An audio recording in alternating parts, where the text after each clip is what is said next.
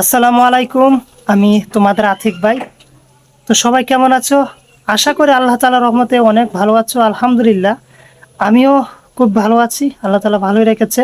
তো আজকে যে ভিডিওটা আপনাদের সাথে শেয়ার করব সেটা হচ্ছে নিম পাতার ভর্তা। অবশ্য নিম পাতার ভর্তা দেখতে পারতেছেন। আজকে সেই ভর্তাটা আজকে করে দেখাবো। আর এই ভর্তাটা আমি কিভাবে করলাম এবং কিভাবে করব সবে আপনাদের কাছে শেয়ার করব। অবশ্যই যে গাছটা দেখতেছেন এটা হচ্ছে নিম পাতার গাছ, অরিজিনাল নিম পাতা, একদম দেশি খাঁটি দেশি নিম পাতা। এই নিম পাতা গাছ থেকে সংরক্ষণ করে কি করব, আমি ভর্তা বানাবো। তো আমি নিম পাতা পারতেছি, খুবই সুন্দর ভালো ভালো পাতা দেখে নিম পাতা পারতাছি। আর নিম পাতা গাছ আসলে আমার কাছে খুব ভালো লাগে, ঠিক আছে, এত ভালো লাগে। নিম পাতা গাছ খুব সৌন্দর্য একটা, সবই আল্লাহ তাআলার নিয়ামত। আমার কিন্তু পাতা নেওয়া হয়ে গেছে, এই যে পাতা নিয়ে নিচ্ছি। এবার আমি এই পাতাগুলোকে রোদ্রে শুকাবো, ঠিক আছে। অনেক রোদ, ফুল পাওয়ারে দিয়ে দিব, রোদ্রের ফুল পাওয়ার দেখতেছেন, রোদ্রে দিয়ে দিলাম। এবার শুকানোর পরে আমি এখান থেকে এটা নিয়ে যাব, ঠিক আছে। তো আলহামদুলিল্লাহ পাতা শুকিয়ে গেছে, দেখেন মচমচা হয়েছে, ধরলে যেমন ভেঙে যাবে, এরকম চাপ দিলে ভেঙে যাবে। তারপর বেশি না, মোটামুটি আলহামদুলিল্লাহ এতটুকু হবে। এবার আমি এটাকে নিয়ে যাব। তো বাসায় নিয়ে আসলাম, 4টা মরিচ নিয়েছি, শুকনো মরিচ, এবং পেঁয়াজ নিয়েছি, ঠিক আছে।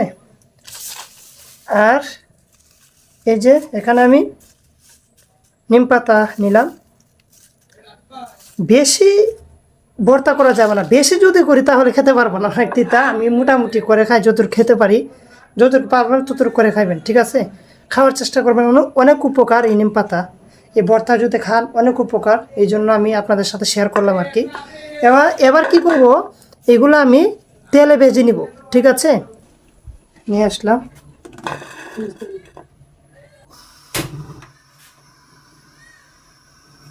গ্যাসের চুলার সাউন্ড কমে দিতে হবে অবশ্যই, নয়তো সমস্যা হবে।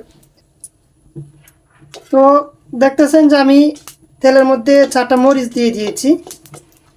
দেখতেছেন মরিচ ভাজা হয়ে গেছে, এবার নামিয়ে ফেলবো মরিচটাকে।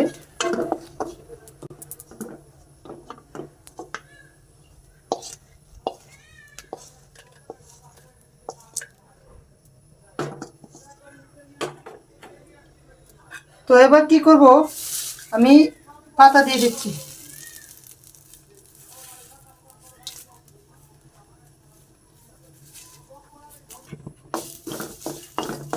এবার পাতাটাকে ভেজে নিচ্ছি। তো দেখতে পাচ্ছেন অনেক সুন্দর মতো হয়ে গেছে, এবার নামিয়ে নিব আমরা।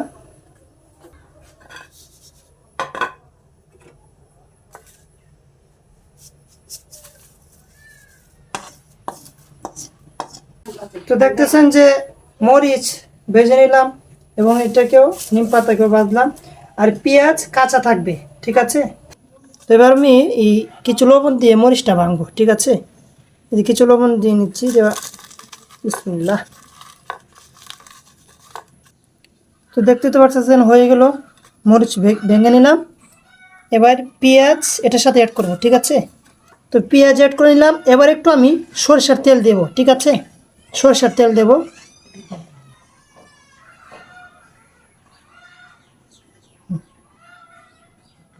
তো এখানে আমি বলি যে মরিচ, শুকনা মরিচ আর পেঁয়াজ আর সরিষার তেল, পেঁয়াজ কিন্তু আমি ভাজি নাই, ঠিক আছে, এইভাবে মিশিয়ে নিলাম আর শুকনা মরিচটা ভেজে নিলাম। এবার এটাকে কি করব, আমি ভাঙবো, মানে মশকাবো এইভাবে। দেখেন কত সুন্দর, কত সুন্দরভাবে একদম পাউডার মতো হয়ে যাচ্ছে। যে ভাজার ফলে আগে শুকালাম, ভাজলাম, এই জন্য এরকম হয়ে গেছে, ঠিক আছে। তো আলহামদুলিল্লাহ দেখেন কত সুন্দর এই নিম পাতার ভর্তা হয়েছে, দেখেন এই নিম পাতার ভর্তা।